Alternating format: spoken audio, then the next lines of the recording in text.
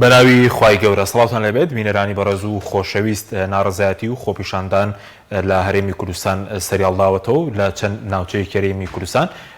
خۆپیشاندان و ناڕەزایەتی دژی حکوومەت هەرێمی کوردستان بەڕێوەچوو و خۆپیشاندەران داوایان کرد کە حکوومەت دەست لە کار بکێشێتەوە. ئەم شەو لە بەرنامەی ئەمڕۆ لەگەڵ هەرێک لە بەڕێزان نەجمەدین محەممەد بێخاڵعەلی ئەندامانی ئەنجومەنی مامۆستایانی ناڕازی لە سودوی سەرەکی هەروە لە کەرکووکۆ محەممەد جەلیل مامۆستا لە بەشی خوێنی کوردی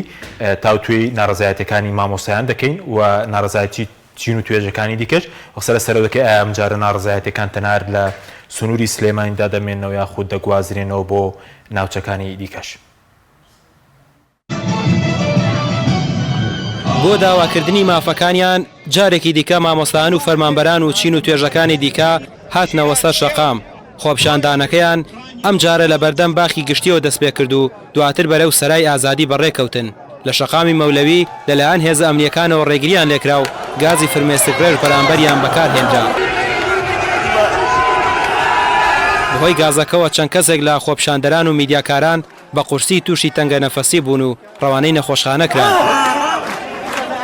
بەڵام دواتر نەیانتوانی بەر بە ڕۆیشتنی خۆپیشاندەران بۆ سەرای ئازادی بگرن. ئەنجومەنی مامۆستایانی ناڕازی درێژەدان بە خۆپیشاندان لە بەیاننامەیەکدا دووپات دەکەنەوە. حکوومەتێک لە ئاست سێکتەرەکانیدا شکستی هێنابێ و لە ساڵێکدا تەنها 4 موشە بدات بە موچەخۆرانی شایستەی حکومڕانی نییە و پێویستە هەڵبۆشێتەوە و لە جێی ئەو حکوومەتێک پێک بێنرێت کە گوێ لە داواکاری هاوڵاتیانی بگرێ. بێزارن ئەم گەنجولاوە ڕەخساندنی کار قوڕی پیادراوە زۆربەیان دەرچووی زانکۆ و پەیمانگەکانە سوودی نەماوە بڕوانامە لەم کوردستانە چونکە کارکردن چونکە ڕەخساندن بۆ نەزانانە بۆ کوڕی بەرپرس و سەرکردانە. یەک گوشیاری ماوە هاتنە دەرەوە ڕاماڵینیان بە شێوازێک کە ئیتر ئۆقرایان نەمێنێ و نەتوانن کە لە وڵاتات بەس ئەوە ماوە ئەگینا هاوڵاتی زۆر لە من شارترە قسەی بۆ بکەن لە ناو دڵی شارەوە لە ناو چەقی شارەوە هاوارەکەن بڕوخێ دز بڕوخێ شەرێکی دز لێرەوە هاواری قوت و ژیان و بژێوی موچەکانمانەکەین وەکو ئێمە وەکو مامۆستای ناڕازی لێرەوە بە هاوڵاتیان ئەڵێن کە ئەتکان لێ ئەەکەین ئەوانش بێ ڕێزی خۆپیشاندەران و هاوشان و هەودەنگی مامۆستای ناڕازی و فەرمانبەران و سەرجەم چین و توێژەکان بن ئەوانەی لێرەن ئەمڕۆ سەرجەم چین و توێژەکانن بە هەموو هاوڵاتیانەوە. خۆپیشاندەران تووڕێی خۆیان بەرامبەر با سیستەمی حکومڕانی و دەسەڵاتداران دەردەبڕن. ئەوەی ڕازی نییە بەم دەسەڵاتە دەست بەرزکاتەوە. دەڵێن ژیان و گوزەرانی خەڵکی بەدەست دوو حیزبی بنەماڵەوە تاڵ و وێران بووە. بەوتە حاڵمان لە مەترسیایە لە ڕاستیە ژیانی تاکێکی ئینسانێکی وەکو من کە ساحبی ماڵ و مناڵ و کرێکیام لە ڕاستیە ژیانم لە مەترسیایە ژیانی مناڵم لە مەترسیایە نەبوونم بێکارم بێکەسابەتم چی بکەم یعنی نەحەقی حکوومەت هێرم بێ باکی حکوومەت هێرم گەشتوتە لووتکە ینی تاکەی ئەم حکوومەتە ئەم زوڵمەمان لێ ئەکا. وەکو ئینسان ئەبێ بۆ داوای حەقی خۆی لە مردن نەترسێ ئەبێ ئینسان کەرامەتی هەبێ ئێمە بۆ کەرامەتی خۆمان هاتوین کەرامەتمان شکاوە لەنان ئەم بزانەوە لیان قوبڵ ناکەین بە هیچ شێوەیەک هەر مردنیە خەرزارین سوپاس بۆ خۆ بابێ. خۆپیشاندەران و ئەنجومەنی مامۆستایانی ناڕازی بڕیاریان داوە سبەی بگەڕێنەوە سەرای ئازادی و درێژە بە خۆپیشاندان بدەن ڕاشی دەگەێنن ئەگەر ڕێگریان لێ بکرێت لە شوێنێ دیکە درێژە بە خۆپیشاندان دەدەن تا ئەو کاتەی دەسەڵات مل بۆ داواکاریەکانیان دەدات. ڕامێر عوسمان کەناڵی پێام سلێمانی.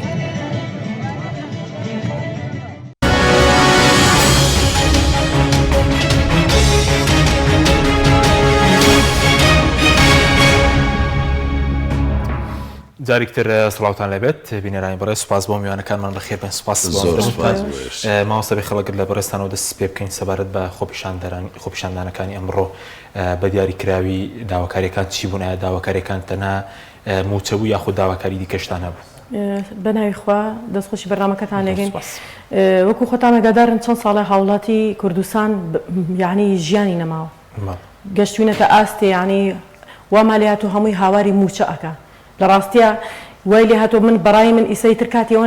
نەماوە هەر بڵێن موچە چونکە موچە نایەت ئێمە حکوومەتمان هەیە بەڵام تەنها مەقەبایەکە یعنی ناومان هەیە ناوڕۆکمان نییە حکوومەتێکی دۆڕا حکوومەتێکی ڕووخاو بە مانای کەلیمە کاتێک کە حکوومەت نەیتوانی هاوڵاتانی خۆی ژیانێ بۆ دابین کە ئەو پێویستیانەی کە لە وڵاتێکە دەسەبەرەکرێ ئێمە نیمانە مافی هاوڵاتی بوونیشمان نیە بەڕاستی بەداخەوە ینی وای لێ هاتووە ئیتر بۆیە سیرەکەی ئەمڕۆ خۆ پیشاندانەکان تا ڕادەیەکی زیاتر گەرمبوونی پێوە بوو خەڵک یانی تر گەشتۆتە تینی دوای دوو مانگ موچەی وەرنەگرتووە خەڵک هەیە قەرزارە داواکاریەکە هەر موچە نەبوون ئەمڕۆ داواکاری لە موچە تێپەڕی کردووە ناومێت بە لە حکومە دەڵێ تر تاوە بڕوخێ کۆتایی پێبێن ینی بەرپرسانی کورد تاکەی یاریەکەن بە میلەت یاریەکەن بە قوت و ژیانی هاوڵاتیەکانی خۆیان ئێمە حکومەتێکمانەیە کە ئەگەر جوولەکە بێ ئەگەر هەر عرب بێ عەجەم بێ هەچی بێ گرنگەوەی ژیانی هاوڵاتیانی خۆی دابین کات و ژیانی هاونیشتمانانی خۆی پارێزراو بێ بەڵام بەداخۆ ئێمە ئێستا هەمومان وەمە لە تۆڵی ڕەحمەت لە سەدام کە ئەو ژیانی خەڵکی پارێزراو زیاتر ئەپاراست وەک لە حکومەتی کوردی ئێنەوەنە لە سەدامیش خراپتر زۆر بەداخەوە بەڕاستی کفنی ئەویان ڕووی ئەویان سپی کردەوە لە ڕووی برسیکردنی خەڵک لە ڕووی برسیکردنەوە لە ڕووی بێڕێزیکردن بە چین و توێژەکانی کۆمەڵگا بە تایبەتی چینی مامۆستا شەقی تێڵە درێ ئیهاناکرێ دەستگیرەکرێ ئەوە نزیکەی دوو مانگە بێ کۆمەڵە مامۆستا لە هەولێر و لە دووهۆک دەستگیر کراون بێ ئاسەوار و بێ شوێن دوێنێ یەکی لە مامۆستاکان مامۆستایەکیان کە چۆن بڵێ خواحافیزیەک جارێکە لە مناڵەکانی لە خێزانەکەی لەسەر چی یانی لەسەر موچە گیراوە داوای مافی خۆیەکە مافێکی سەرەتایی ئەگەر چەند وێلایەکی خۆیان بەرپرسەکان بیفرۆشن چرخانەیەکیان بفرۆشن کۆشکوتەلارەکانێکە دروستیان کردو لە شوێنەکانە دڵنیام لەوانەیە موچەی ساڵێکیان پێ بدرێ هەر بەرپرسی لە بەرپرسەکان کە باسی بکەین باشە بەس ئەمڕۆ بەس مامۆستایان بەشدارم خۆشانەکە سەرجەم چین و توێژەکان بەشدار بوون ئەمڕۆ سوپاس بۆ خۆی گەورە هیوادارم زیاتر و زیاتر بەردەوام بن تا ئەگەین بە ئامانجی خۆمان بەڵێ سوپاس دەکەم مامۆستا نەزبەندی جەنابیشت بەخێربەی سەبارەت بە شوێنی خۆپیشاندانەکە ئەم خۆپیشاندانەی کە ئەمڕۆ کرا کە چوونەوە سەرە هۆکارەکەی چی بوو ینی جارێکی وەکو دەڵێ هەفتەی شوباتێکی دیکە دروست بووە لەمڕۆدا سەرەتا بە ناوی خۆی گەورە هۆکارەکەی وکە ئێمە لە ئەنجومی مامۆستایانی ناڕازی بڕیارماندا کە شوێنێک دەسەڵات مەطلەبی بێ لە خۆپیشاندانی پێشووتراویستمان بچینە بەردەم ئۆفیسی جێگەری حکوومەتی سەرۆکی حکوومەت قوبە تاالبانی نیان هێڵا ڕێگریان لێکردین چەندین خۆپیشاندانی ترمان کردووە لە بەدەم پەروەردەیە و لە بەدەم دادگایە بە ئەتیسامەکەی 9 ڕۆژ لەوێ بەڵام ئەمەیان تێڕوانینی ئەوەمان هەبوو ئەندامانی ئەنجومەن کەوتمان ئەمەیان ئەم خۆپیشاندانەی هەموو چین و توێژەکانە بەسەر لە مامۆستایانە کورد نابێتەوە لەبەرەوە سەرای ئازادی مڵکی هەموو تاکێکی سلێمانی و قەزا و ناحیەکانیشە لەبەرەوە دەسەڵات بەتەنیا ناتوانێت قۆرخی سەرای ئازادی بکە و سەرای ئازادی دڵی شاری ڕۆشنبیران و هەڵمەتی قوربانیە پێویستە لەوێەوە دەنگە ناڕازیەکان بگاتە کەناڵەکانی ڕاگەاندن و ئاسمان باشە بەس خۆدان پێشبینیتان کرد و بەم شێوەیە قەرەباڵغ بێت ئەمجارە جیاواز نەبوو لە خۆپیشاندانەکانی پێشووتر ئەم خۆپیشاندانە بەڵێ جیاوازیەکی تیا بوو سوپاس بۆ خوا ئێمە پێشبینی ئەومان کرد زیاتریش بێت لەبەرەوە لە ناو کۆمەلگایژی نەزانین معانات و ژیان و نەهامەتی کە لەلایەن ئەم دوو بنەماڵەوە کە بەسەرم گەلەستەم دیدا هەژارەیە هاتووە زۆر لەوە قورسرە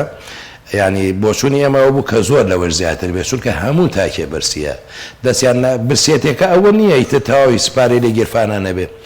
لە ئازادیە برسیە لە کۆمەڵایەتیە برسیە لە پەروەردەیە برسیە لە هەموو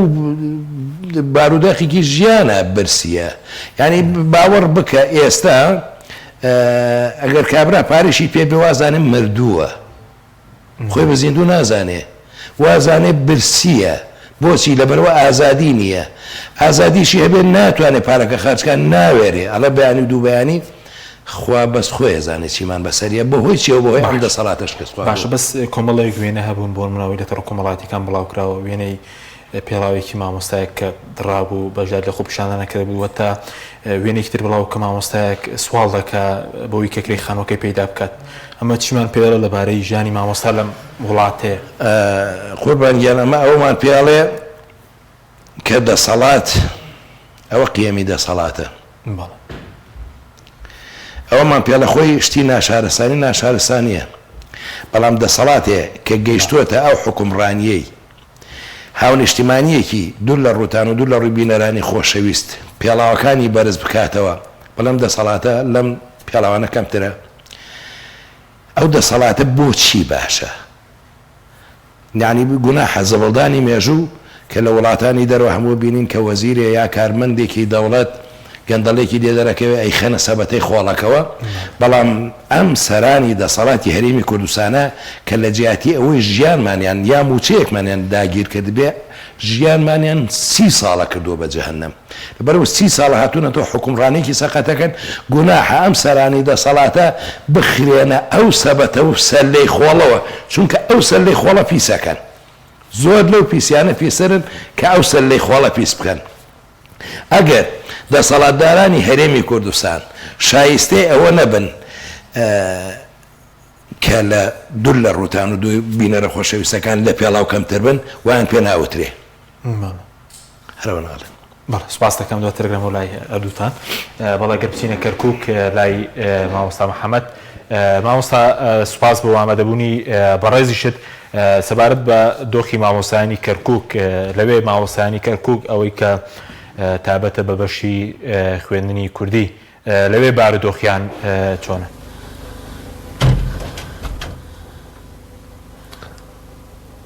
بەڵێ بەناوی خۆی گەورەی میهرەبان سڵاو لە جەنابەت و سڵاو لە مامۆستا بێخاڵ و مامۆستا نەجمەدین و سڵاو بۆ تەواوی بینەرانی بەڕێزی کەناڵی ئاسمانی پەیام. بارودۆخی مامۆستایانی کەرکووک هیچی فەرقێکی ئەوتۆ جیاوازێکی ئەوتۆ نییە لەگەڵ مامۆستایانی شارەکانی تری هەرێمی کوردستان بگرە گرفت و ئاریشەی مامۆستایانی کەرکووک زیاترە و دۆسێکە خراپترە و لەبەرەوەی لێرە هیچ لایەنێکی بەرپرس هیچ ئەو لایەنانەی کە بە تایبەتی دەسەڵاتن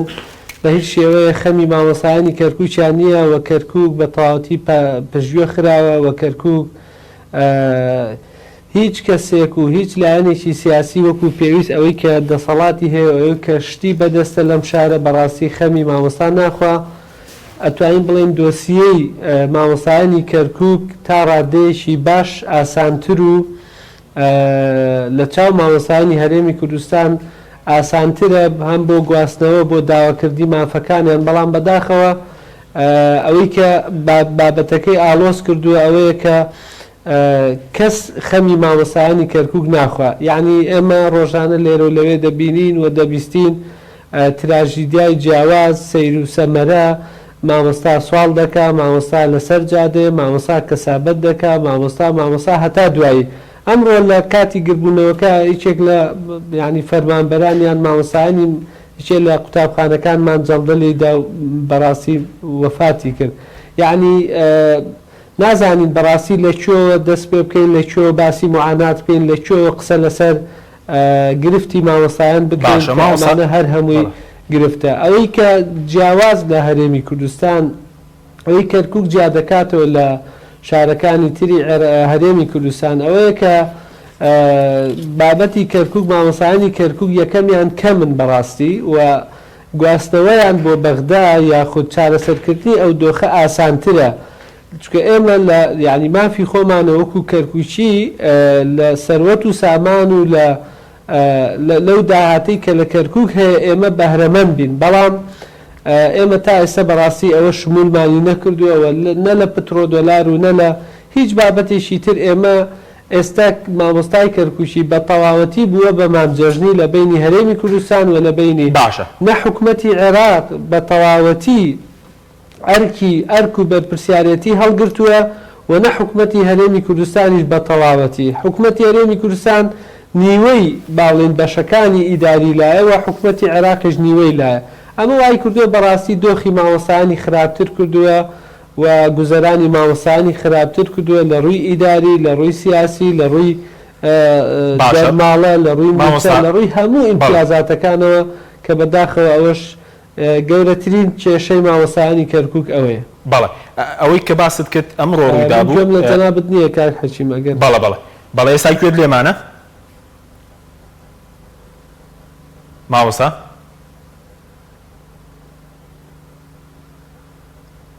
مامۆستا گوێت لێمانە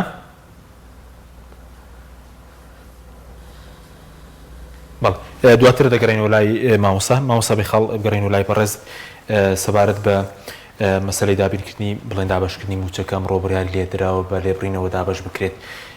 ئێوە بەردەوام دەبن لە خۆپیشاندان یاخود بەم دابشکردنی موچە بڵین کۆتایی بە خۆپیشاندانەکە دێنە ئێمە کە بڕیارمانە خۆپیشاندانکەین و جەماوەری بێ بەڕاستی بۆ هەمانە بەردەوام بێ ئیدامە بات چونکە بەڕاستی ئێمە کە موچەمانەیە تێ و ئەعلانەکرێ لە شاشەکانە دەسەکرێ بە موچەی مانگی چەندمەیاتێ بەڵام موچەی مانگی دێ ئەوان خۆیان ناوێن موچەی مانگی دێ بەڵام چەند مانگی لێ بردوومە چەند ساڵی لێ بردووم یعنی وەکو مامۆستایەک وەکو هاوڵاتێکی کوردستان یعنی حساب ناکرێ بەڕاستی تاکەی ئەم دزیە لە هاوڵاتیانی خۆی تاکەی ئەم گەندەڵکاریە تاکەی ئەم فەسادی ئیداریە لەگەڵ هاوڵاتیانە بەکارێنرێ بۆیە من لە سەرەتاوتم ئێمە حکوومەتمان نیە تەنها ناومان هەیە ناوەڕۆکمان ئیبادێ باشە بەس سەرنجستان لەسەرەوەش نییە کە دابشکردنی موچەکەش ئێستا بۆ نمونە دەستیان پێکرد و بەیانی 1000 دابش دەکرێت ڕەنگە ئەویش 20 ڕۆژ 15 ڕۆژی پێ بچێت تاوەکو تاو دەکرێت ئایا پارە نیە خۆیان دەیانەوێت زۆر جار باسی ئەوە کرێت کە پارە نیە ئێمە لە مانگینەوە کە موچەمان وەرگرتووە ئەو قایمەی موچە من وەکو بەڕێوبەرێ لە دەروی شارکە وەرێگرین کە موچەکانمانێنێ هەمووی وەرەقێکی لەسەر بەروارەکانی لەسەر کام موچەکەی دراوە موچەکان مانگی 4 تایە مانگی 5 تایە یعنی ئەم پارەی هاتووە لە بەغاوە بەردەوام حکومەت هێرێم خۆی نایە لەبەرەوەی بەرپرسەکانمان گەندڵن لەبەرەوەی بەرپرسەکانمان گیرفانیان پڕ نابێ لەبەرەوەی فێربوونە میلەتێکی مێگەل ئاسایان هەیە بە هەموو شتە قەناعەتمان هەیە کێشەمان نییە موچەمانەیەتێ سەر و سەرچاو موچەمانایەتێ سەر و سەرچاو حەزمان لە کۆیلایەتیە قبوڵمانە ئێمە فیرعەونمان بۆ خۆمان دروست کردەوە بەداخەوە یعنی میلەتێکی چەساوە خۆمان بۆ خۆمان فیرعەونمان دروست کردووە فیرعەون بەچی بوو بە فیرعەون قومەکەی کردیان بە فیرعەون قومەکەی لی ترسان قومەکەی کردیان بە شتێکی چۆن بڵێ گەورە و گران لەناو خۆیانە تاکو بوو بۆ فیرعەونی داوای خۆیەتیە کرد بەڕاستی ئەم بەرپرسانی کوردیشی سەداوای خۆیەتی لێماکەن ژیانی خەڵکیان بردو ئازادیان بردوون یعنی خەڵک مرتاح نییە ئارام نی بەردەوام لە دڵڕاوچیایە زەمانە نییە لە وڵاتەکەتە بە حساب ئێمە شەڕمانە کرد بۆ وڵاتی سربەخۆ و شەڕمانە کرد کە ئێمە بگەین بە وڵاتی خۆمان واکەن واکەن چیمان بۆکەن چیمان بۆ کرا یعنی سەبێت سوپاسی خواکەین کە سربەخۆیمان وەرنەگرتووە حاشا لە کوربوونی خۆمان بکەین کە ئەمانە بەرپرسی ئێمەن یعنی گەشتوینە تەڕادەیە هەموو کورد بەعام بەگشتی وایلاتۆ حاشا لە کوربوونی خۆیەکە لەگەڵەوەشە کۆیلەبوونی خۆمانم بەرپرسانی بۆ شێواز گەورە کرد ڕاستەتیامانەیە لە هەموو چین و توێژەکان کەسانمان تایە داوای مافی خۆیەکە لەسەر شەقام بووە بەردەوام هات و هاواری بە بەردەوام ناڕەحەت کراوە دەستگیر کراوە تهدید کراوە کۆڵی نەیەوە بەڵام گشت بەگشتی میلەت چیمان کردووە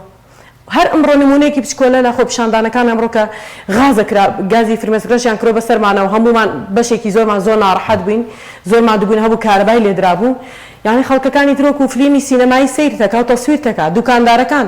یعنی بەڕاستی منەڵێم ئەگەر حکوومەتەکەم فاسدە حکوومەتەکەم گەندەڵە کاسبکاران لەوان گەندەڵترن بۆچی قبول دەکات بۆ هێت لە ئامادەیە لەسەر جادەکە تەسویری من کە من داوای مافمەکە بۆ نایە لەگەڵ ما داوای مافەکەیکە بۆ ئەگەر من موچەم پێ نەبێ ژیانی خۆشترە لە من ژیانی موچەخۆر ناڕەحەتە ژیانی کاسبکارانیش ناڕەحەتە ئەوانەی تەکسیان پێ هێ بەلاتە هۆڕنە بۆ لێیە وەکو گاڵتەکردنێ بە عەقڵیەتی تۆ من گاڵتە بە عەقڵیەتی هەمویانەکەم چونکە مێگەل ئاساشی گاڵتە بە عەقڵیانەکەم چکۆ حەزی لە کۆیلایەتیە میلە دەبێ بەڕاستی خۆی ڕاپەڕێ خۆی گەورەش هیچ قۆمی ناگۆڕێتە خۆیان نەگۆڕن ئەمە بەڵێنی خوایە من ئەمێ بەرپرسەکانم لە ناوچی ئەمێ بەرپرسەکانم کۆتاییان پێبێ کۆمەڵە دەموچاوی تر بێت وڵاتەکەم بەڕێوەبەرێ کوردە عەجەم هەچیەکە گرنگەوەی ئازادیم باتێ مافەکانم باتێ ژیانم بۆ دابین کە جادە و شەقامم بۆ خۆشکە من هاوڵاتی مافی خۆمە بۆچی میلەت ئەمە قبوڵەکە لەسەر چی قبوڵێکە یعنی لە چی ئەترسێ مردنە هەمومان مردنێ قەرزارین یعنی ئەگەر ئەجەلمان هاو ساعتێ پێشەکە ساعتێ دوکەیتر من بۆ لە بەرپرسێ بترسم بۆ لە حکومەتەکەم بترسم کە ئەو دزی لە منەکە بۆ لە من ناترسێ بۆ لە هاوڵاتەکانی ناترسێ کە خیانەتیان لێکە گەندەڵیەکە بەرامبەریان فەسادی ئیداری و ئەخلاقیتیان لە وڵاتەکەیە بۆ ئەو لێم نەترسێ کە من داوای مافی خۆم کەم بۆ من بترسم کە داوا ئەکەم من ئەچمە سەر شەقام داوای چێکەم پەنجەی کەس خوێنێ لێ ناینین لوتی کەس خوێنێ لێ ناینین ئەمە هۆکارێکی سەرەکیە هۆکارێکی دووەمانەوەی کە دەستگا ئەمنیەکان هێز ئەمنیەکانی ئێمە کە هەموو براو کەس و خزم و کەس و کاری خۆمانن هەرمانن کە دیفاع لە فیرعەونەکانی ئەم زەمانی ئێماکەن هەرمانن بوون بە پاڵپشت بوون بە داردەستی ئەوان بەکاریانە هێنەوە بۆ هاوڵاتیانی خۆمان بۆ خوشک و براو کەس و کاری خۆیان مامۆستا موچەخۆر چی پێهێتە سەر شەقام داوای مافی خۆیەکە تۆ گازی فرمێسکرەژی پیاکەی کارەبای لێ ئەیت یعنی باوکی تۆی برای تۆی خوشکی تۆ کە سوکاری تۆ هاتۆ داوای مافەکەیکە داوای مافی جەناب دەکا کە تۆ لەسەر جادە هەی لێیت ئیهانەی پێکەی شەقی تێ هەڵەیت ئەمانە هەمووی بەڕاستی منەڵێن هۆکاری سەرەکی کۆیلەبوونی ملت خۆیەتی. سپاس بۆ مامۆستا نەجمەنی سەبارەت بە لێبڕینی موچە بڵێنەوەی کێستا وا بڕیار بوو بۆ یەک مانگ بێ کە لە مانگی 6 لە 21 شەژوتیان ئێمە بۆ یەک مانگە بەڵام بڵێن بۆ مانگی 3 و 4 و هەتا بڵێن دوای 5 مانگی خوا بۆ مانگی 9 ئێستا بۆ مانگی 10 لێبڕینەکار بەردەوامە پێدوای ئەگەر خەڵک بێدەنگی هەڵبژێرێت ئەم لێبڕینە زۆر درێژتر دەبێتەوە. ئەوە زۆر ڕاستە. ئێستا لە ئەڵەنکە بەیانی وەزارەتی تەندروستی موچە وەرەگرێ بە لێبڕینی ڕێژی لە سا 21. ئەم لێبڕینە لێدزینە لێبڕین نییە. تۆ ناوی دەنی لێدزین؟ لێدزین لەلایەن کێوە لەلایەن حکوومەتی کوردیەوە. باش بەڵامەوان دەڵێن پارەمان نییە. نا قوربانگیان دوور لە ڕووی بینەرانی خۆشەویست و جەنابێشتومە مەسەبی خەڵش درۆکەن چونکە پارە هەیە چونکە لە زمان حاڵی خۆیانەوە بەس لە داهاتی نەوتە نزیکەی ملیارێک و 50 میلیۆن بۆ ملیارێک و 150 میلیۆن دۆلاریان دەسەکەوە ماگانە لە ڕێگەی بۆرەوە کاچێ بۆ سۆمەوە لە ڕێگەی تەنکارەکانەوە لە ڕێگەی ئەوە ناکە قاچاخیە بۆ شخصی خۆیانە سەرۆکی هەرێمە جێگرەکەیەتی باڵی ئەم لایە باڵی ئەو لایە ئەم ئایلێ ئەو ئایلێ ئەوە ناوانی کە بەجێ بن 300,000 بەرمیل مەسەلەن بەکارێنن بۆ پێداویستی ئەمە موەلیداتە چییە لە پاڵەگەکانە ئەمە 300,000 لە سۆمۆ 480,000 بەرمیل ئەڕوا ڕۆژانە 390,000 بەرمیل ئەڕوا بەتەنکەر ئەگەر لێکی بیتەوە ماگانە بای ملیارێک و 170 میلیۆن دۆلار داهاتە ئەگەر بەدە دۆلار کەمتریش لە نرخی کێساڵێ لە نەوتی برند بە 44 دۆلار و چەند سنتێ ئەگەر بە 34 دۆلاریش دایبنەی ملیارێک و 50 میلیۆن دۆلارەکە ئەوەی تر باش بەس بۆ لێبڕینەکە ئەگەر خەڵک بێدەنگ بێت دوایە زۆر درێژە دەکێشێ لێبڕینی موچەکە قوربان وتیان ئێمە بۆ یەک مانگە ئەوان ناویشتان لێنە ناوە لێبڕینیانە تەنها تەمویلی لە 179 موچە دەدرێت. بەڵێ قوربانگیان ئەگەر خەڵک وا بێدەنگ بێ مەڕعاسا نەک لە سا 21 بە 2 مانگ جارێ چارەکە موچەیەکەدا چونکە ئەوەیەوێ بەس یەک خاڵ هەیە حەزەکەم ئەمە لە بوچەنەزاری خۆمەوە بۆ سوێنی خۆمەوە چەندین ساڵە شۆڕش فەشەلی پێ هاتووە ئاشبەتاڵ کراوە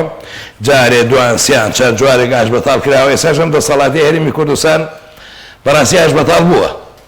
بەڵام نازانن چۆن ئێلانیکەن یعنی چاوەڕێەوەن ئێلانیکەن چونکە فەشەلیان هێناوە ئەگەر کۆمەڵگە ئەگەر میلەت نانی ئەوێ ئازادی ئەوێ ئاوی ئەوێ شەرەفی ئەوێ مقدسات و کەرەم و کەرامەت و قیەمی خۆیەوێ لە ئیمڕۆ نەهاتۆتە سەر شەقام جەماوەری بە شەرەفی خەڵکی هەولێرێک کە هۆلای کۆبەزێن بوون هۆلا کۆبەزێنن زۆر زۆر لەوە بەرزترن کە بتوان ئەم چەتانە ڕابماڵن هەولێر زۆر لەوە بەرزترە دووهۆک خەڵکانێکی بە ئەمەک خەڵکانێکی خانەدان زۆر لەوە بەهێزترن کۆمەڵێکی حیزبی دەسەڵات لەوێ حکومڕانیان بکە ئیتر هەر ئەوە ماوە ئەم میلەتە هەموو یەکدەست و یەکدەنگ زۆر کەسێ حەزەکەن بینەرانی خۆشەویست بزانن و ئاگداری ئەوەش بن پێمان ئەڵێن ئەم دەسەڵاتە بەچەک هاتووە بەچەک نەبێ ناڕوخێ ئەم دەسەڵاتە خۆی حەزەکە شەڕەبەردی تیابێ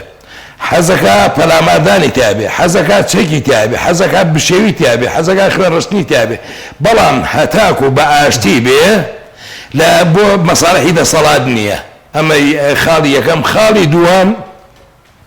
ئەگەر تۆ بە چەک ئەتەوێ ئەم دەسەڵاتە بڕوخێنی دڵنیابە لەو لاوە ئەبێت تورکیا بڕوخێنی لەم لاشەوە بێ ئێران بڕوخێنی اینجا ئەو کاتە هەوڵ باشترین بژاردە مەدەنیە اینجا ئەبێ هەوڵبەی دوایەوەی تورکیا ڕوخان پارتی بڕوخێنی ئێرانە ڕوخانی یەکێتی بڕوخێنی لەگەڵ هاوازەکانیانە کەواتە باشترین بژاردە شێوە خۆپیشاندانی مەدەنیە هەر بە چەپڵە حرمەتمەیە بۆ کەناڵەکەتان و بۆ بینەرانی خۆشەویست لە لوبنان خۆپیشاندان بوو بەس بە سەمای سەرجادەکان بەس بە سەما حکومەتێکیان گۆڕی بەس بە چەپڵە بڵێن هەر بە چەپڵە و بەفیکە ڕاماڵینتان نزیکە کۆتاییان پێ. سپاسان دەکەم بچمەوە لای مامۆستا محەممەد. مامۆستا سەبارەت بەوەی کە ئەم ڕووداوی کە باست کرد وتە دەمڕۆ یەکێک لە فەرمانبەران یاخود بڵێن مامۆستایەک لەگرت بوونەوە کە دایگیانی لەدەستداوە. بەڵێ وڵای کار حەکیم ینی گرفتمان زۆر ئێمە لە شاری کەرکووک بەداخەوە یعنی ئێمە ئەمڕۆ لە کاتی خۆپیشاندانەکە بوو بەڵێ پەیوەندیمان پێوە کرا بەپەلە ینی مەبەستمان بوو کە وێنەیە و مامۆستایە یان ئەو با بڵێن فەرمانبەرە پەیدا بکەین و بڵاوی بکەینەوە یان کاری لەسەرکەین بەڵام نەمانتوانی بارحاڵ یعنی هەر بەگشتی بەڕاستی جیاوازی مامۆستایانی هەرێمی کوردستان باش لەگەڵ مامۆستایانی باڵێن مەرکەز زۆر یعنی جیاوازیەکی وازحە یعنی تەنانەت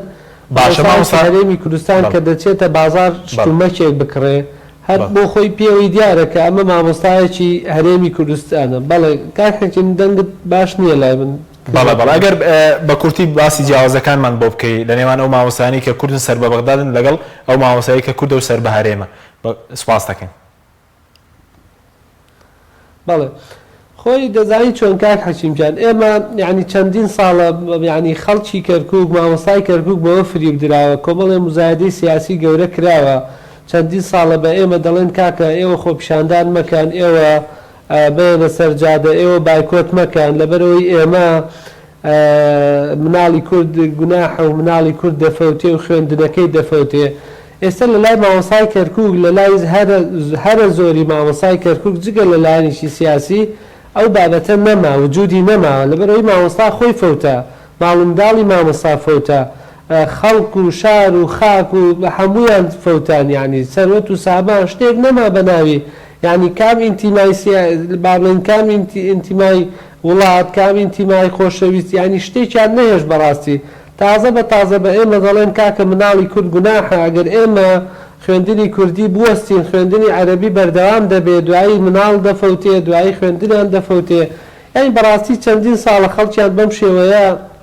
فریو داوە من دڵنیان دەکەمەوە جارێکی تر ناتوانێت خەڵک بەم شێوەیە فریو بدرێ ئەوەی کە زۆر جێ نیگەرانی بەڕاستی مامۆستای کەرکووکە ئەوەیە کە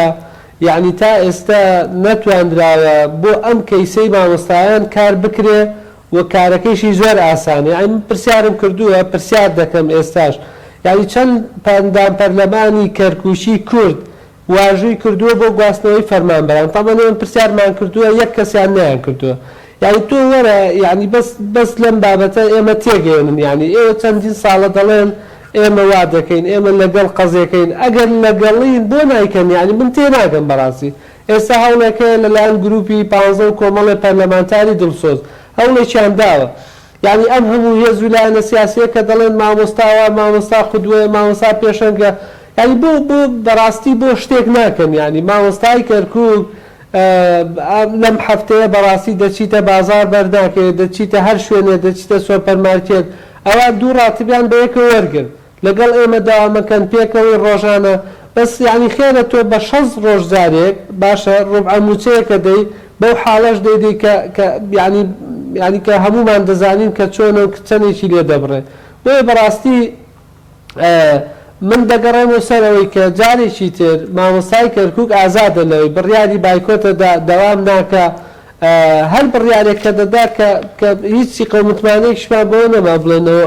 ینی خوێندنی ئۆنلاینیش بەداخەوە فەشەلی هێنا کە خۆیان باش بە دەزانن کە شتێک نییە بە ناوی ئۆنلاینەوە تا ئێستا بەڕێوەبەرەکان نەیانتوانیوە مەنەسەی نیوتن بکەنەوە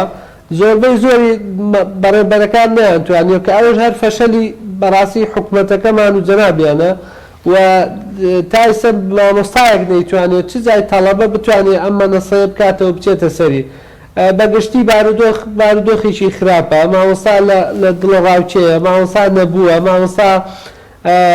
قەیرانی دارایی قەیرانی سیاسی قەیرانی خاک و وڵات قەیران یعنی بەتایبەتی لە کەرکووک ئێستا بارودۆخێکە کە کەس بەڕاستی ئاواتی پێ ناخوازێت چونکە بەڕاستی ئێمە خاکمان لە دەستدا ئێمە نیشتیمانمان لە دەستدا ئێمە ئێستا ینی بەدەست کۆمەڵێ بەرپرسی گەندەڵ لەم شارەوە دەناڵێنین کە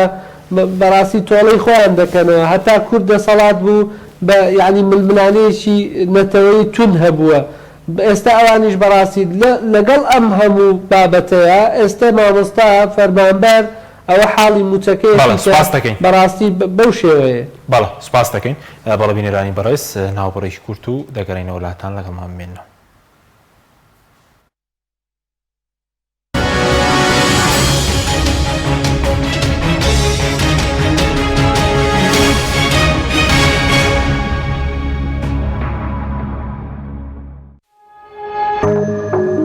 تۆپ ئارت تاکە بریکاری تۆڕی میدیایی کۆمەڵ بۆ بەرهەمهێنان و بڵاوکردنەوەی ڕێکلام.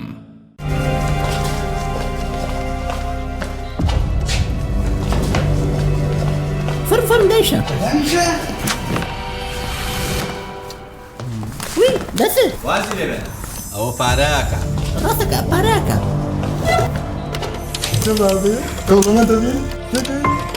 بسيطة بسيطة صبصة بسيطة بسيطة بسيطة لا شيء فين ربي الو الو برنجي محمودة بەڵێ باجۆ بگرن ئەکتەری سەرەکی ڕێکلامەکانی ئێوە لای ئێمەیە جا ئەگەر هەفتە زۆر جا ئەگەر پارەیەکی زۆرمان نێنێ ئیتر ڕێکلام و مێکلامی برنجی محمودیش فونیش جار ئێستا جواب مەوێت برنجی محمود ڕێکلامی ناوێ چۆن؟ برنجی محمود ڕێکلامی ناوێ بسيطة بسيطة صبصة بسيطة شێفوریا ئەی تۆ ێستا نەگیرا بووی؟ ڕبا بەوە ڕێکلام بوو ئەم کوڕانەی چالاکە حەزی لە چپسێکی چاکە بۆیانینی لای تاکە زۆر تەندروستە و زۆر پاکە ئەم چەشناوی باریە حەزی لە چپسی نینیە نینی تامی سروشتیە هیچ چپسێک وەک ئەو نییە هەر جوانیش کوڕێکی جوانە حەزی لە ئاهەنگێرانە لە یادی لەدایک بوونەکەی چپسی نینی بوو هەڵبژار دەکەی نینی هاوڕێی مناڵانە تامی خۆشە و بێزیانە بۆن و ڕەنگی هەمە جۆرە شێوە و قەبارەی زۆرە بشاری نینی تامێکی لە یاد نەکراو برنجی سروشتی شیمال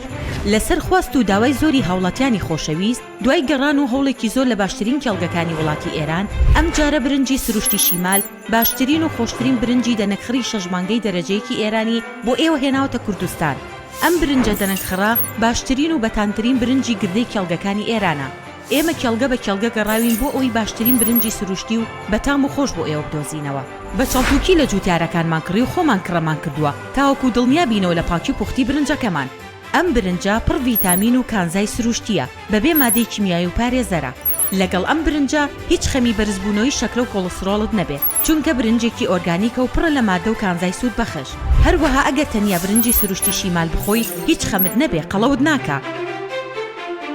تەندروستیتان لە هەموو شتێک گرنگترە بۆیە برنجێک خۆن لە سەرچاوەکەی دڵنیا بن.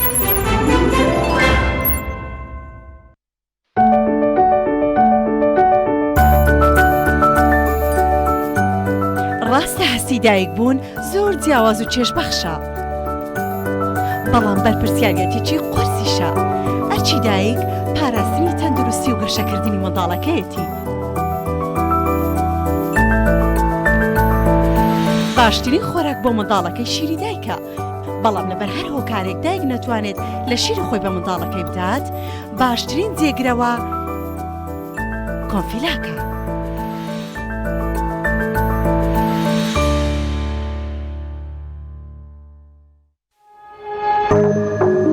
تۆپ ئارت تاکە بریکاری تۆڕی میدیایی کۆمەڵ بۆ بەرهەمهێنان و بڵاوکردنەوەی ڕێکلام.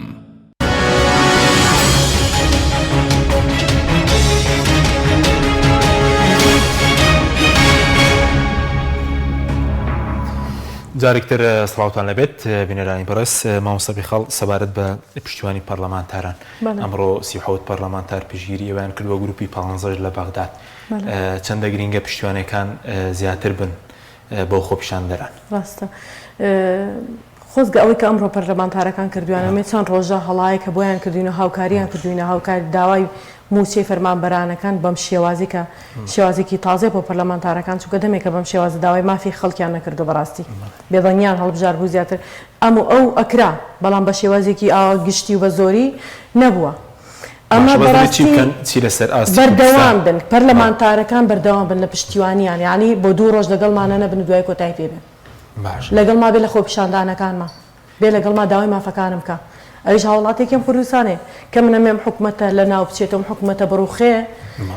ئەبێ ئەویش هاوڵاتی دەنگی بەو داوە بە دەنگی من و تۆ و کەسێکی تر چۆتە پەرلەمانەوە من داوای لێکم لەگەڵ ما بێت داوای مافەکانم بکە لەم حکوومەتە گەندەڵەکە چەند ساڵە بەربینی میلەتەکەی خۆی گرتووە پەرلەمانتارانی بەغاش بە هەمان شێوە یعنی خاڵبژێردراون ئەمە جێگای دەستخۆشی هەرچەند دەستخۆشیشی نایە چونکەمان واجباتێکی ئەرکی سەرشانی خوانە منۆکو مامۆستایەک و بەڕێوەبەرێ مافی خۆمە ئەرکی سەرشانمە من خوێنکارەکانم کە لە قوتابخانە بوون پێیان بگەێنم ئەوەی کە هەیە بە مامۆستاکانم بگەێنم مامۆستاکانم هەمویان فێرکەن ئەمە ئەرکی سەرشانمە ئەماش ئەرکی سەرشانیان ئیستا ئەیبینن یعنی خۆزگە پێشتر ئەم یەکگرتویان تیا بواە ئەم حیزبانە بەم ڕادەیە هەر نابوون بەسەر میلەتە باش بەزەو لە سەراستی کوردستانی لە سەراستی عێراق پێ دوای دەبێت چی بکرێت پەرلەمانتارەکان بە تایبەت بۆ مەسلەی گواستنەوەی موچە بزان خۆشتان واژتان کۆ کردبەوە و بۆ مەسلەی دەستگیرکراوەکان بڵێن ئەوانەی کە دەستگیر کراون پێش شتێن پەرلەمانتارانە کار بکەن بۆ ئازادکردنی دەستگیر کراوانە یعنی تاوانی تۆهمەیەکیان لەسەر نییە بەچی یاسایەک هاتۆ سزایم مامۆستا بەڕێزانەیە کە دەستگیر کراون چی یاسایەکی هێناوە کە قۆرخێ ئەکا بۆ خۆی بۆ ئەوەی مامۆسایان دەستگیر کراوە ژیانیان لە ناڕەحەتی و نەهامەتی و مەینەتیا بێت و چاوەڕێی مەرگی خۆی بکات ئەم پەرلەمانتارانە یەکی لە کارەکانێنەوە لە پەرلەمانە کار لەسەر کەیسی ئەم ئازادکراوانە بکەن ئازادکرێنە مامۆستا بەڕێزانە ئەمە گەورەترین کار لەم کاتەیە چونکە بەڕاستی هەمووی ماڵ و ماڵێن چاوەڕێیانن دوو کارکردن لەسەر گواستنەوەی موچە یعنی ئەگەر لە ساس سفریش بێ یان پۆینت سفرەکەشی بێ ئێمە ئومێدمان بەوەی کە گواستنەوەی موچەکانمان بچێت سەربەغا وەکو بەڕێسا لە کەناڵیەوە چەندین جار مقابلە کرا قسەمان لەسەر کردەوە ئێمە لە 11 کەمپینێکی واژومان ڕاگەیان لە هەمان ڕۆژچوون بەلای پەرلەمانتارەکان مامۆستا نەجمەدین کۆمەڵە مامۆستای بەڕێزی ترمان لەگەڵ بوو مامۆستای ناڕازی فەرمانبەرمان لەگەڵا بوو چوین لەگەڵمانە هاوکاریمانکەن پەرلەمانتارێک بەڵێ نییە هاوکاریمان کاوانی کەوتیان لە ڕووی یاساییەوە کێشەی تیاوگرفتی زۆرە و حکوومەتی هەرێم قبوڵی ناکالێتان لەبەرەوە شتێکە مەحاڵە سپاس بۆخوا ئێمە هەوڵمانە و ماندوو نەبووین کۆڵمان نییە دوای بۆیان کردین بە پرۆژە یاسا دکتۆر ڕێوار بۆی کردین بە پرۆژە یاسای سپاسی ئەەکەین ئەویش وەک هەستاوە بە واجبی خۆی ئەمە منەت نییە بەسەر میلەتا بیکە واجبێکی سەرشانی خۆیتی بەرامبەر بە هاوڵاتەکانی کردوێتی ئێمە هاوکاری بووینە لە هەر کاتێکا پێویستی کردبێ بۆ واژوو کۆکردنەوە لەسەر جادا لە کەناڵ سوۆسیال میدیاکان لە هەر شوێنێک داوا کراوە ئێمە هاوکاریمان کردووە گەشتۆتە ئاستێکی باش یعنی هەنگاوی باشی ناوە چونکە پەرلەمانتارەکان لەوێ 121 بۆ 27 پەرلەمانتار پشتیوانیەکەن بەڵام بەو مەرجەی بەڵێ بەو مەرجەی ئێستا دراوە بە لیژنەی یاسای پەرلەمانی عێراق بۆ مەرجەی لیژنەی یاسای پەرلەمانی عێراق دەم چەور نەکرێت لەلایەن پارتیۆیەکێتی و دیسان یعنی زمانی ئەوەنێ کە ئایا ئەمان ناکردرێنەوە ئەم لیژنەیە چونکە فێرن پارتیۆیەکێتی لەگەڕێزمان دەنگەکانی عربەکردنەوە ئەیان هێنن لێرە ڤێلا و لە کوردستان ڤێلا و سیارە و هەموو شتێکی بۆ دابینەکە بەس بۆی بێدەنگی کە بەرامبەر بە ناحەقیەکانی کایکە ئەگەر ئەمە نەکرێت لە پەرلەمانە مناقەشەی لەسەر کرێ ئومێدمان زۆرە پشتیوان بەخوای گەورە لە 2020ەکە گواستنەوەی موچەکانمان بکرێت باشە بە زۆکو دەستگیر کراوان هەموو خەڵک چی وەکو پەرلەمانتار چی وەکو چالاک چی وەکو خەڵکی یاسایی کەم تەرخەم نین بەرامبەرەوانی کە دەستگیرکراون بەتابەت کە لەسەر مافی خەڵک لەسەر مافی هەمووان دەستگیر کراون کەچی ئەمڕۆ ینی کەس وەکو پێویست لێپرسینەوەیان لەگەڵان ناکات لێ بڵێن وا ناکات کە فشار دروست بکرێت بۆ ئازادکردنیان بەداخەوە ینی من بێباکێکی زۆر سێر بە هاوڵاتیانی خۆمانەوە بینم بە تایبەتی تریش مامۆستایان یعنی من مامۆستایە وەکو من هاتووەتە سەر جادە داوای مافی منی کردووە داوای مافی تۆی کردووە داوای مافی هاوڵەکانی خۆی کردووە یعنی بۆ من پێم قرس بێ بێم داوای ئازادکردنی هاوڕێم کە بکە لەسەر مافەکانی هەمومان دەستگیر کراوە شتێکی ناقانونی نەکردووە وەکو من هاتووەتە سەر شەقام و بەزەوەی زۆنگەکەی زاڵمتر و ستەمکارترە لەم زۆنگەیان تۆزێت تا ئاستێ یعنی بۆچی من نێم لێرە داوای مافەکەی کەم موچەخۆرەکانی تر بۆ داوای مافەکەی ناکەن بۆ داوای ئازادکردنی ناکەن هاوڵاتی ئەم کوردستانە نییە باوکی مناڵی کورد نییە هاوسەری خێزانێک نییە کوڕی دایکێکی جەرگسووتە و ناڕەحەت و خەمدیدە نییە یعنی هەمومان هەموو شتەکان ناومشتەرەکە بۆ تەبانین لەگەڵ یەکە گەورەترین کێشەی میلەتی کورد کە ئێستا تێکەوتوونە ئەم چەند ساڵە بەسەرمانە ڕۆشتووە تەبانی ناوخۆ بەجیا خۆپشاندانەکە ئەوانی تپشتیوانی ناکەن دەستمان خۆش بێ هاوکاریان ناکەن لە بەرەوان بەزراوە دینارەکەن واکەن کاتێ مامۆسایەتە شەقام ناوخۆ هاوکاری ناکە فەرمانبەران هاوکاری ناکەن تەندروستکاران هاوکاری ناکەن ئەڵە خۆ داوای مافی خۆیکە باسی خۆیەکە من هاتوومەتە سەرشەقام باسی موچە خۆرەکەم لە خانەنشینێکە و تا کەم ئەندامێکە کەمترین موچەی کەم ئەندامە ئێستا بەداخەوە سپاس بۆ مامۆستا نەجمەدین سەبارەت بە ئەوەی چەندە گرنگە فشارێکی هەم پەرلەمانی هەم جەماوەریش بکرێ بەتایبەت بۆ ڕێککەوتن لەگەڵ عێراق کە ئێستا وابڕێرە بە میزیکانە پرۆژەی بجێ 2021 بێتە پەرلەمان بۆی کە 250,000 بەرمی تەسلیمی عێراقن لەگەڵ نێوی داهاتە خاڵە سنووریەکان کە 1 ملیار دلار بۆ هەرێمی کوردستان دەکەم و موچەی فەرمانەوە بەران پێویستی بە 755 میلیۆن دلار چەندە گرنگە کە فشاری شەقامی شەبێ و فشاری پەرلەمانی شەبێ لەسەر دەسەڵاتداران پێشەوەی وەڵامیەوە بدەمەوە داواکەم لەو 37 ئەندام پەرلەمانی کوردستان بەڕێزە ئەگەر ئەندام پەرلەمانی حیزبەکانی تریش بچنە پارانەوە دەستخۆشیان لێکم هەر هەمویان لە بەیانیش بچن دەرەنگە هەر هەمویان بچن بۆ دهۆک بە دوای چارەنووسی ئەو مامۆسایانە لێەوە بۆ زاخۆ لەکوێ گیراون بە دوای چارەنووسی ئەو موچەخۆر و ئەو کوردە دڵسۆزانەیە کە بەس نیەتیان هەبووە خۆپشاندان بکرێ یا پێشەوایەتی ئەو میلەتە بکەن هەتا ئازاد نەکرێن وازنێنن و داوا لە بەڕێزانی پەرلەمانی عێراق ئەەکەم کە بەیانی لە دەستەی مافی مرۆڤی عێراقی لەبەرەوە بڵاوکراوەی هەبوو کە یەکێ لە ئەندامانی باڵای دەسەی مافی مرۆڤی عێراقی وتی فەرمانبەران و موچەخۆرانی هەرێم هیچ شکاتێکیان نەگەیانەوە ئێمە ئەگەنا ئێمە بە دوواداچوونی بۆەکەین بۆیە لەگەڵ چەند بەڕێزێکا قسەم کرد و هەر بەیانی لە ئیمڕۆ کە من ئەو نووسراوم بۆ هات هەر بەیانی لە دەسەی مافی مرۆڤ عێراقی شکاتەکەم لە حکوومەت یاریێمی کوردستان شکاتەکەم نردووە شکاتەکرێ بۆەوەی دەسەی مافی مرۆڤی عێراقیش بەدا دوواداچوون بۆ ئەوە بکە اینجا بۆ فشار کە جەنابە فەرمووی بڵێ فشار لە هەموو شتێ زەروری ترە ئێمە ئەڵێن با بچین بۆ هەولێر یا بچین بۆ بەغا ئێمە هەولێرمان تاقی کردەوە 2010 لەگەڵ 42 مامۆسایەک مامۆستا بێخالشمان لەگەڵا بچوون بۆ هەولێر لە بەردەم بارەگەی نەتەوەی گرتوەکان لێدوانی خۆماندا نێردەمان چوو بۆ قونسوڵخانەی ئەمریکا لەوێ پەیامەکانمان گەیان ئێمە مارتن وار نێردەی ئەمریکای بەریتانیا کنسولی بەریتانیا کنسولی فەڕەنسایی ئیسپانیا نوێنەری نێتەوەی گرتوەکان دووسێ جار ئەمریکایی کەنەدا ڕێکخراوەکان حیزبەکان هەمووی ئەنجومەنی وەزیران بۆ لای نێچیروان بەرزانی بۆ ئەوانە هەر هەمووی چوین بەڵام بەڵێنەکان هەمووی بوو بە چۆنەڵێ دوو لە ڕوتان بڵقی سەر ئاو چونکە ئەمانە ڕازگۆ نین لەگەڵ کۆمەلگایە بۆ نمونە مارتین وار هاتبووتی چیت بۆ بکەم دانیشتبوون لە شاری جوار حەزەکەم ئەم بینەرانی خۆشەویست ئەم زانوتی چیت بۆ بکەم وتم زۆر داوای لێبوردنەکەم هیچ وتی بۆ وتم تۆ ئەڵێ چیت بۆ بکەم من نوێنەری میلەتێکم چیم بۆ بکەی یا چیمان بۆ بکەی تێگەی اینجا ئەوانەین بوو بەڵام ئێستا پێویستە فشارێکی زۆر بکەین کە ئەو کەسانەی ئەو لیژنەی کە ئەڕوا بۆ بەغداد ئەڵێ بۆ ڕێکەوتنی بینی هەرێم و بەغا کەسانێ بن بڕیار بەدەست بن لەوێ وتیان سپی یانی سپی وتیان ڕەش یانی ڕەش نەک لەوێ بڵێ سپی و لێرە مەسرور بەرزانی بڵێ قسەیان ناخوا مەسرور بەرزانی ئەوە بڵێ ناخوا نەخێر نەخێر ئەیشی چیە مادەم کە قوربانگیان لەوانەیە وەکو بانگەشەیەک بۆ بەڕێز و باتاڵەبانی بڵێن وایە و ئەو ئیشانەی پێکرێ و ئەمە ئەوە بەڵام ئەوەڵ و آخر قسەی مەسرور بارزانی و بنەماڵی مەسعود بارزانی بنەماڵی بارزانی لە وڵاتەیە ئاخوا ئەوە بۆ ئێستا و بۆ مەژوو بۆ قیامەتیش سپاس دەکەم مامۆستا محەممەد ئەگەر بگەڕێنەوە لای بەڕێز کاتمان زۆر کەمەوە بەس بە کورتی وەڵامی چەند پرسیارێکمان بدەیتەوە سەبارەت بە مەسەلەی گواستنەوەی بڵین فەرمانبەران و مامۆسایانی کەرکووک ئێستا کێشەکە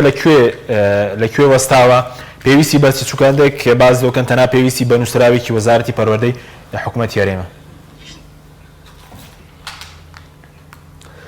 بەڵێ کۆی پرۆسەکە ینی ئێستا هەندێک لەو پەرلەمانتار و لایەنە سیاسیانە دەڵێن کاکە ئەم پرسە پرسێکی ناقانونیە بەڵام ئێمە دەپرسین خۆ ئەگەر ئەوان خەمی قانونیانە ئەگەر ئەوان باسی یاسا و قانون بۆ ئێمە دەکەن خۆ ئەوەی کەرکووک هیچ ناقانونیەشی تیا نییە ئێمە مافی خۆمانە لە سەرۆت و سامانی کەرکووک بەهرەمەند بین ئێمە مافی خۆمانە دانیشتووی کەرکووشین 57مان کەرکووکە هەموو نفوس و فۆرم و هەموو شتێکمان کەرکووکە بەڵام ئەوان مەبەستیان نییە ئەوان تا ئێستا هیچ شتێکیان نەکردو بۆ ئەم پرسە من تەحەدانەکەم لایەنێکی سیاسی دوو لایەنی سیاسی لایەنەکانی تر وەفدێکی ڕەسمی حیزبین پێ بڵێ چوبێتە بەغدا یعنی شتێکیان کردبێ بۆی کە بڵێن ینی ئەو دەسەڵاتدارانەی بەغدا کە هەن لەوێ شتێکیان کردبێ بڵێن کاکە ئەم مامۆستایانە ئەم فەرمانبەرانە مافی خۆیانە لە کەرکووک سوودمەند بن بەردەوام بێ بەڵام بەداخەوە ئێستا لەکوێ وەستاوە کێشەکەی مامۆستایان وەک مامۆستانی کەرکووک بگوازرێتەوە سەر عێراق کێشەکە ئێستا لەکوێدایە بڵین بەڵێ کێشەکە لەوەیە بەڕاستی من ینی وات وێنامان کردووە دەسەڵات نایەوێت چکە ئەم مامۆستایانەی لە دەست دەچێت دەسەڵات نایەوێت مامۆستایانی خوێندنی کوردی بگەڕێنەوە سەر مەرکەز وە بە هیچ شێوەیە حکوومەتی هەرێمی کوردستان خۆی گەورەترین ڕێگرە ئێمە لەگەڵ جەنابی وەزیر دانیشتین و بە هیچ شێوەیە ینی ئامادە نین هەتا ئێمە 3000 و زیاتر ناومان 3200 ناوکۆ کراوەتەوە و لە ڕێی ئەلیکترۆنیە لە ڕێی گۆگڵەوە داوامان کردووە لە مامۆستایان پڕیان کردوێتەوە بە ئارەزومەندانە بچنە سەر مەرکەز بەڵام هەر مامۆستایەک زانرا بێ ناوی نووسراوە دەسەڵات تەلەفۆنی بۆ کردووە هەڕەشیان لێ کردووە کە سەحبی کاتەوە بۆ ئێمە کردمانە گۆگڵ بۆی کەس نەزانێ زیاتر لە 3000 مامۆستا واژویان کۆ کردوێتەوە بەڵێ باشە بەس بۆچی خۆتان سەردانی مستەفا کازمی ناکەن هەوڵێک نادەن خۆتان لە کەرکووکەوە بچن بۆ لایەن ئەنی تەناوەی کە پێویستی بۆ ڕەزامەندی حکوومەتی هەرێمە بۆ سەردانی مستەفا کازمی ناکەن ئەگەر بە کورتی بێ سپاس دەکەم ئێمە بە ینی هەوڵ زۆرە بەڕاستی هەوڵ زۆر ئێمە لەگەڵ یۆنامی لەگەڵ سەرجەم لایەنەکان لێرە ینی کۆمەڵی وەزگەی گەورەتر لەگەڵ پەرلەمانتاران لەگەڵ نووسیگەی پەرلەمان ئەمانەمان ئەوەی کە هەبوو بێ لێرە کردومانە تەنها شوێنێک مابێت کە مامۆستایان بۆی بچن بەڕاستی بەغدایە لایەنە سیاسیەکان دەسەڵاتدارانی بەغدا کازمی و سەرۆکۆمار و ئەمانەیە بەڵام ینی حکوومەتی هەرێمی کوردستان وەکو خۆی موچە و قوتی مامۆستانادا بە هیچ شێوەیە ئامادە نییە کار ئاسانیمان بۆ بکات چونکە ئەبێ حکوومەتی هەرێمی کوردستان ڕەزامەند بێ بۆ ئەم پرسە ئەبێ وەزارەتی پەروەردە وەزارەتی دارایی ڕەزامەند بن بەڵام ئەوان بە هیچ شێوەیە ڕەزامەند وەرگرفتیش بۆ ئەم پرسە دروست دەکەن باشە بەس ئەوان کە بەڕێزت باسیەوەت کرد کە زۆر جار فشەی کوردایەتی وانە دەکەن خۆیان بۆچی مانگانە بازەوەکێک کە موچەی مامۆستان و فەرمانبەرانی کەرکووک 6 میلیارد بۆ 7 میلیارد دینارێکە بۆچی تایبەتمەندیەک لایەنی کەم بە کەرکووک نادرێت 6 میلیارد دینار مانگانە ئەگەر خەمیەوەیانە مامۆستا نەچێتەوە سەر کەرکووک یعنی دابین ناکرێ ئەوەندە خۆبڕێکی زۆر نییە ناوەڵا خۆ ئێمە یەکێ لە داواکاریەکانمان کە چوین بۆ لای جەنابی وەزیر ئەوە بوو ینی ئێمە وتمان فەرموو مامۆستایانی کەرکووک لەو دۆخەن کە باسمان کرد بە تەفاسیل باسمان کرد هەموو معاناتەکانمان باس کرد وتمان ئێوە دەتوانن ئیستیسنا بکەن بۆ مامۆستایانی کەرکووک یعنی ئەو بڕە بە تەواوەتی بدەن لێمە بڕن مانگانە بیدەن بەڵام ئەوان بە هیچ شێوەیە هەر یەکسەر وەڵامی داوتی بە هیچ شێوەیە ناتوانین شتی وا بکەین ئێمە ئەوە کارێکی قورسە بە ئێمە ناکرێت ینی من قسەکەم تەنهاوەم دێ دەڵێم ئەگەر خۆتان ئیرادەتان هەیە خۆتان سەرۆت و سامانتان زۆرە ئەو هەموو سەرۆت و سامانەی کە هەتانە بەڕاستی من داوا لە شارەکانی تری هەرێمی کوردستان دەکەم دەڵێم ئێستا کاتی فرۆشتنی ئێوەش هاتووە پێش 3 ساڵ کەرکووکیان فرۆشت ئێستا لە یاسێ پارەکەم بوو بێ دەستیان کردووە بە فرۆشتنی سەرۆت و سامان و یانەی شەوانە و ئەمانە پێچێ ئێستا کۆمەڵە شاری تر ینی چۆن دەڵێ بۆ فرۆشتن حاضر کرابێ بۆیە بەڕاستی ئێستا وەختێتی ینی ئەم حکوومەتە ماڵ هەڕازەکە زەوی خان و خاک هەموو شتێکی کردوێتە هەراجیەوە ئێمە پێش 3 ساڵ هەراج کراین باشە زۆر بە کورتی ئێستا چارەنووسی مامۆستایانی خوێندنی کوردی لە کەرکووک چی لێرێ ئەوەی کە بەڕێز وتە لە تەنیش دێوە مامۆستای کورتێ سەر بە عێراق دوو موچێ وەرگرتووە لە بادۆخی زۆر سەختان بە کورتی بێ سپاس دەکەم بەڵێ خۆی گرفتەکە لەوەیە هەر دەسەڵات لێرە کێشەی دروست کردووە ینی کۆمەڵک دەڵێن ڕۆژێ بایکۆت کۆمەڵە دەڵێن هەفتەیە کۆمەڵە دەڵێن هەمیشە بایکۆت یعنی هەر لەناو ینی مامۆستا خۆی زۆر بێزارە خەڵک بێزارە ینی دەسەڵات هاتووە ئەوەندەی تر پرۆسەکەی ناشرین کردووە بەداخەوە کە ئەوە گەورەترین گرفتە هێشتا کۆدەنجێشی تەواو نییە لەسەرەوەی کە بایکۆتی هەمیشەی بکەین یان بایکۆت بۆ ماوەیە بکەین من دەڵێم ئەگەر دەسەڵات مەبەستی بێ دەتوانێت خۆی ینی لێرە پرۆسەی خوێندن پەک بخە بەڵێ سوپاس دەکەم مامۆستا بێخەڵ زۆر بە کورتی خۆپیشاندنەکان بەرداوام دەبێت بەڵێ بە دڵنیایی بەرداوامە بێ داواکارم لە هاوڵاتیان سەرجەم چینی توێژەکان لە خانەنشین تاکو ئەو پەڕی لە کاسبکاران ئەوانەی کە خاوەن تەکسیەکانن هەت کەسێکە ینی هاوڵاتێکی ئەم کوردستانێ بابێ ئامادە بێ لە خۆپیشاندانەکانە ئیسپات وجودی خۆی کاکە ناڕازیە بەم حکومەتە شتێکی مای بە کورتی وەکو مامۆساژوتی داوا لە سەرجەم چین و توێژەکانی یاو نیشتیمانانی کوردستان بە تایبەتی موچەخۆران کە وەکو ئێمڕۆ دەستخۆشیان لێکە موچەخۆران و فەرمانبەران و تا کاسبکاران و گەنجەکان ئەو گەنجە خوێنگەرمانی کە بەڕاستی کۆمەڵگە و میلەت پێویستیان پێیەتی بۆەوەی لە داهاتوودا ئەوانە بنە ئەندامێک لە وڵاتەیە بۆ بەڕێوەبرنیان وڵاتە دا پیانەڵێ هەر یەکێ لە ئێوە تۆ دەسەڵاتی تۆ ئەتوانێت دەسەڵات بگۆڕی بەیانی سعات دەوەرە شەقام چاوەڕێتە چونکە تۆ زۆر لەو دەسەڵاتە بەسەری سوپاس بۆ بەرەزان مامۆستا نەجمەدین محەممەد و مامۆستا بێخاڵعالی ئەندامانی ئەنجومەنی مامۆستای ناڕازی کە سوی سەرەکی لەگەڵ مام بێ زۆر سوپاس بۆ مامۆستا محەممەد جەلیل کە لە کەرکووکەوە لەگەڵ مامبووی سوپاس بۆ بینێرانی بەڕێز سوپاس بۆ هاوکاران تا بەرنامێکی دیکە واتان لەگەڵ